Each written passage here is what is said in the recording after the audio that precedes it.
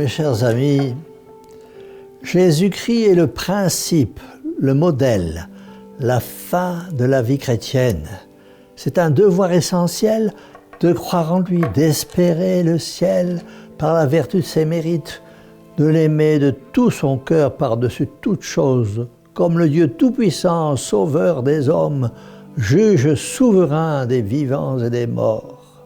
Cependant, quand on suit d'un œil attentif le mouvement des choses, l'agitation du monde, les tendances avouées de la science et des mœurs, Jésus-Christ n'apparaît plus connu, adoré, servi comme il doit l'être des hommes. Il est absent de la science, de la littérature, des familles, des écoles, des peuples et même de certaines églises. Vainement voudrait-on se le dissimuler. Il n'est plus dans la vie humaine, l'atmosphère qu'on respire, le souffle qui fait vivre, le Christ ne règne plus dans nos vies. Les cœurs séparés de Jésus-Christ ont, en se retirant de lui, quitté leur centre et tournent de nouveau à l'abaissement, à l'abêtissement, à la décadence. Hélas, mes chers amis, il est trop vrai, Jésus-Christ n'est pas aimé. Quand je regarde autour de moi, je m'aperçois que de jour en jour, on sape les assises du royaume du Christ et le Christ n'est plus aimé. Nous sommes tellement entraînés, aveuglés par les illusions du monde que ces seuls mots, l'amour de Jésus-Christ, les devoirs qu'il renferme, les avantages qu'il apporte, sont comme l'expression d'une chose étrangère pour beaucoup d'âmes.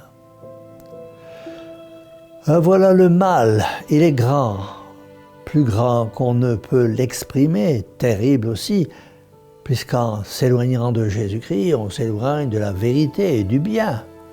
À ce mal profond, il n'y a qu'un remède, apprendre à connaître et à aimer Jésus-Christ. Et nous serons heureux. Seul Jésus-Christ peut apporter le bonheur sur notre pauvre terre. Mes chers amis, travaillons de tout notre cœur avec l'aide de Marie Immaculée à l'avancement du royaume du Christ Jésus, en le faisant mieux connaître pour qu'il soit mieux aimé. Travaillons pour la gloire de Dieu, par nos paroles, nos exemples, nos actions, nos prières, nos aumônes. Gagnons des âmes à Jésus-Christ, notre unique Sauveur, né de la Vierge Marie.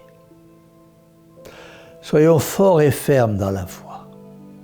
Nous le savons, et la très sainte Vierge nous le répète assez souvent, une puissance occulte et satanique a juré de déchristianiser le monde et par le laïcisme d'arracher au Christ les âmes des enfants, de la jeunesse et des mourants. Nous pouvons contrecarrer ce plan diabolique en devenant les instruments de notre Seigneur Jésus-Christ, en nous abandonnant entre ses mains, afin que par nos prières, nos sacrifices, le Christ Jésus puisse, peu à peu, reprendre la place qui lui revient de droit. D'abord dans nos cœurs, dans nos familles, dans nos écoles, nos hôpitaux, dans notre société tout entière, et surtout dans la Sainte Église. Chers parents, aidez Jésus-Christ notre Seigneur en apprenant à vos enfants à mieux connaître Dieu, en leur donnant le goût de le servir et en leur montrant la joie qu'il y a à l'aimer. Donnez à vos enfants, qui sont l'Église de demain, de quoi bien vivre et de quoi bien mourir. C'est pourquoi nous demandons à la très sainte Vierge, Mère au cœur douloureux et immaculé, sauvez-nous. Et que la bénédiction du Dieu Tout-Puissant, Père, Fils et Saint-Esprit, descende sur vous tous et y demeure à jamais, ainsi soit-il.